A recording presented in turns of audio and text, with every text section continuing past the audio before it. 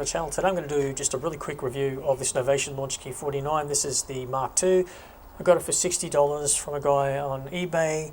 I've had it for a few weeks. Recently it's been getting dust down into the modulation wheel and it's just coming up numbers, flashing, and it's just not making good contact, so it's got to be blown out and probably sprayed out, so I'm going to show you that. So basically a tear down. I'm just going to do a quick review of this keyboard, quick, and I mean super quick, and it's just going to be the fundamentals of the keyboard. I'm just not going to just be rattling on to clean this out and get it back upstairs because I want to use it tonight. So first thing we're going to look at, let's get straight to it. So really solid. I like the curve at the back here. Kind of reminds me of the Korg M1, how it had that nice thing, all black. Looks cool.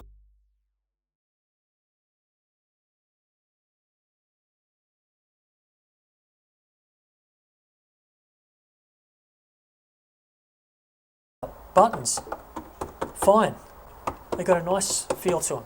Nice width here. I don't know what that is. Maybe 30 centimeters, maybe just under. 49 keys. So yeah, it's compact enough. I mean, some of the keyboards are like, you know, out here, which is just ridiculous. I'm not going to put that on my table. So I had a Nectar SE49. I've been using that for 5 years. It's been fantastic. And that thing only comes to like about, I don't know, maybe here. And that fits in perfectly. It's just got the keys, does the job. That's all I need. But this one feels like it's a step up. So more solid. So you've got like a nice little display here. It's like a red LED display. Let's go with the faders. There's a little bit of resistance when you move them up and down. That's okay. Do they feel premium? No, but they feel good. They feel solid. So dials feel really good. Nice rubber coating on these as well. A little bit of resistance on the dials. You can't fault these dials. I mean, if anyone's complained about the dials, then I don't know, they're just overly picky or something, I don't know. Drum pads, you've seen these on the reviews. They all say they're crap. They're 100% right. These pads are shit. They're ridiculous. You've got to push so hard. Absolute crap. Go and get yourself like a Korg drum pad or something like that, or just some other type of, you know, anything else but this. Okay, so let's go talk about the key feels. Hollow black keys for a start. It's never a good sign.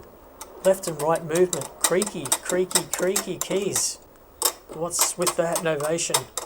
Just feels cheap. It really does. Key travel on the black feels good though. There's only a small amount of key travel. I love keyboards that have small key travel. I don't really have to raise my fingers very high after I've pushed down, which I really like. So you can really roll on top of this thing. I love that. Listen to that.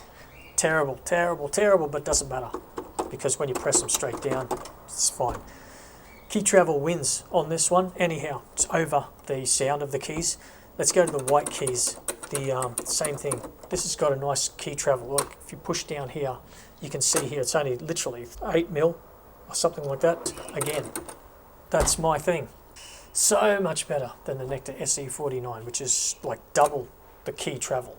So it's really sort of a mushy feel on that one. Again, left and right, creaky keys. I'm going to overlook it. Feels plasticky keys. They're not really great keys, let's be honest. I mean, it is what it is. It's budget, but look, but again, key travel wins over the creakiness.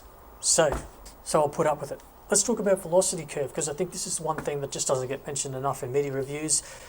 On this one, you've got to hold in control, and then you hold left, right, stop, play. I think it's off, normal, low, high, something like that. I've just got it set on normal.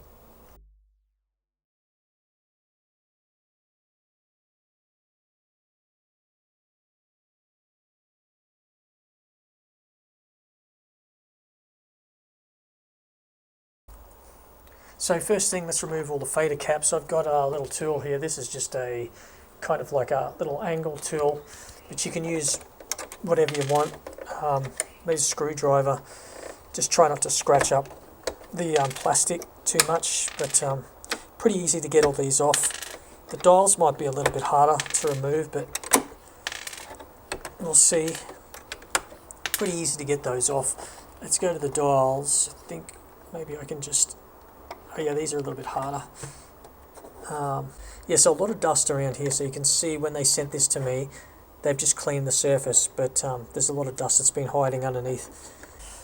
Okay, all Phillips heads, so let's go find my screwdriver. 03/2015. Okay, so manufacture date. Is there a screw under there? I think. Okay, so there's 1, 2, 3, 4, 5, 6, 7, 8, 9, 10, 11, 12, 13, 14, 15, 16, 17, 18, 19, 20, 21, 2, 3, 4, 5, 6, 7, 8, 9, 30, 31. I really need to get one of those electric screwdrivers because there's just so many screws here. Also, I've gone and just marked here. You can see these are little screws. So from like there to there, it's actually smaller screws. The rest are all the same. They're all black. And then you've got these silver screws here. So I've just marked those with an S just so that I know that they're all silver screws. Okay, yep, so slide it forward. Okay, and we're going to have probably ribbons connected over here. Okay, so I'm just going to turn it sideways. So opening it up, if we see there's a little bit of dust here all over that thing. So yeah, it's obviously never ever been cleaned out.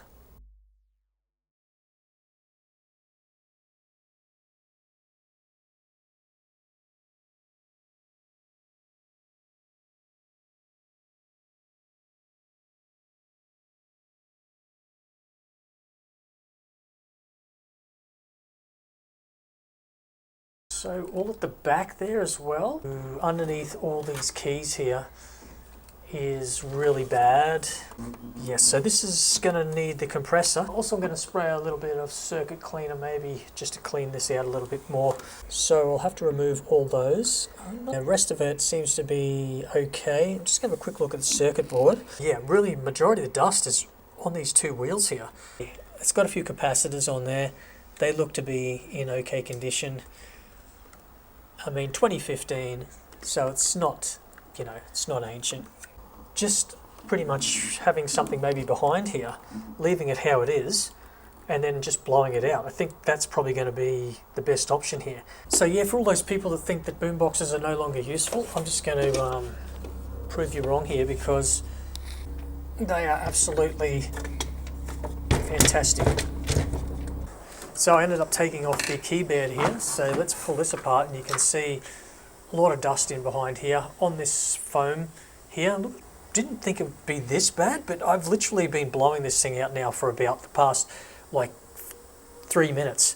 Now we've also got a tablet here as well, so it's a medication there for somebody that's was playing it and they've spat it out and it's gone inside the keyboard, so that's interesting. So take a look underneath the keys here, you can see they're just covered in dog hair and dust, so that's all going to be blown out. It looks like I've used a little bit of silicone grease on here or something just to make it slide a little bit nicer. And that's unfortunately picked up a lot of the dust. Okay, so yeah, looking a little bit better. I'm just going to get a brush now and just give it another quick clean up. In fact, I've got a brush here. So I'm just going to go ahead and refit this one. I think it went like that. And then I'll get that back on. I'll give it another quick blowout. And then I'm going to put a little bit of spray in here on these contacts. So right on this side here we have a potentiometer. Pretty much just goes through, you'll see the stem that connects to the particular wheel. So it's just, I guess, an analog type potentiometer switch. So to clean this one out, you can use a bit of electronic cleaning solvent, which I've got over here. Now, I don't know what it is with the Servasol mob here, but these cans, they just keep hardly working. Like, they're like the worst cans I've ever had. Just a little bit down in here, a little here, and I'm just going to blow that out. So I'll give it another quick blowout, put it all back together, take it upstairs, and we'll test it out. Now, one more quick tip before we put this thing back together. You can stand the unit up on its side like this, together here, this is the back, and just make sure that all the ribbons are sitting in recesses on this back green plate here. So you don't want to be anything to be going over the keys or anywhere where it shouldn't be going. And then we can put this together. Okay, so it seems that I just don't learn from my mistakes, and this has happened to me in the past. Luckily it didn't happen this time. But whenever you're working on these type of things, taking the screws out, always have something on either side.